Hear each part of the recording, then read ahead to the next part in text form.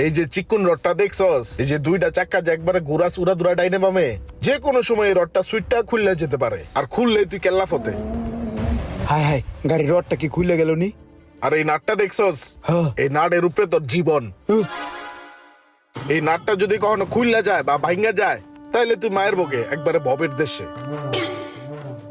চাকার নাটগুলো কি ভালো করে টাইট দেওয়া আছে? কেমনে কি টাইট দিছে হাত দিয়া? মনে হইতেছে নাটগুলা টাইট নাই। এখন কেমনে নাট টাইট দি? ও,